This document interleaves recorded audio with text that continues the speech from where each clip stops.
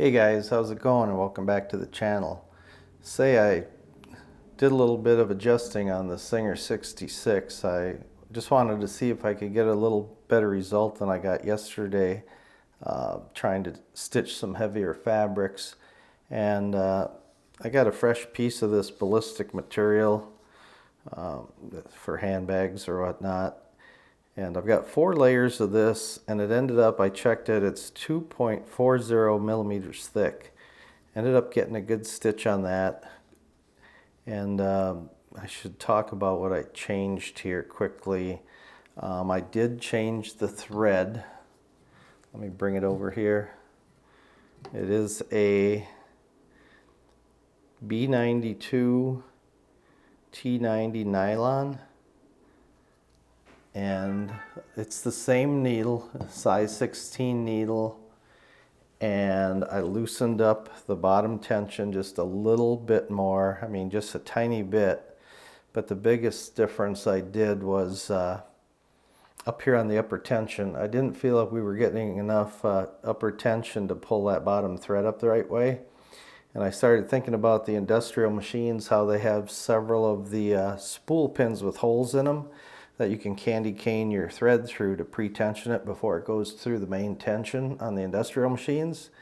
I noticed this little take-up lever here. Every time the foot comes up, this gives it a little release. Well, what I did different here was, instead of just looping it underneath, I went underneath this, then back through this hole to kind of create the candy cane effect you get on the industrial machines. Then I came up to the take-up lever. Sorry, it's out of the shot, but I'm sure you know what a take-up lever is. So that really made a difference. That made all the stitches ended up coming out better. These came out better. I didn't want to do 2 rows because I wanted to be able to do this and show you, that it locked it right in the middle of the fabric there. And the same thing with, this isn't marine vinyl. I might have called it marine vinyl yesterday. It's just regular vinyl. 3 layers of that. And you can see, let me see if I can get it in the picture here. That's the front, that's the back. And it drew it up into the fabric really nicely now. And then I didn't have any of the leather I had yesterday left. That's full of stitches already. These 2 pieces together are, what are they? 4 millimeters thick. This is the front. The needle came down through the front here, and this is the back. And I hope you can see that it pulled the thread into the leather a lot better than it was doing yesterday. So I guess the end result, what I'm thinking here is, let me demo this quickly. Oh, wait a minute. You can see that this is locked together really well. You want that stitch to lock pretty much in the middle. I mean, the bottom might be a little bit looser, but I'll give it one more quick run here. So yeah, it was one of those things I wanted to try a few more little adjustments to see what would happen.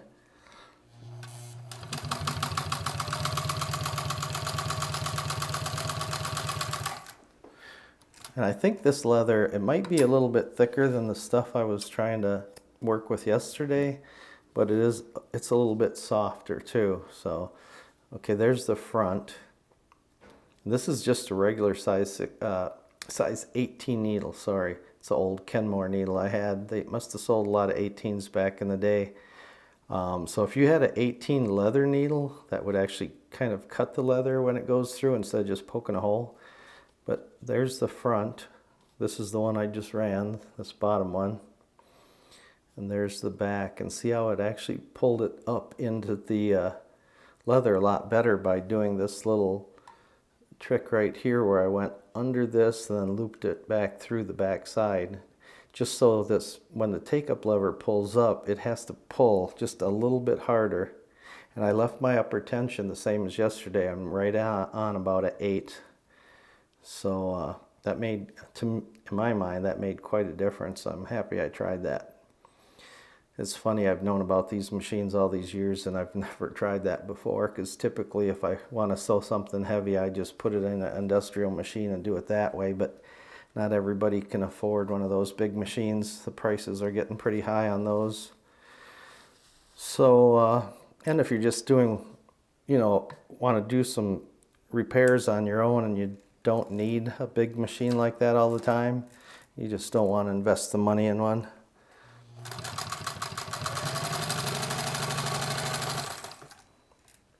Let's see how this worked.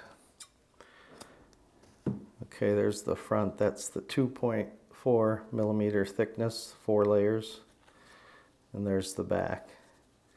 And that's, if you were making bags out of this, that's a really nice stitch on that too.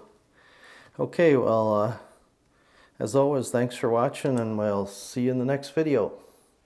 See ya.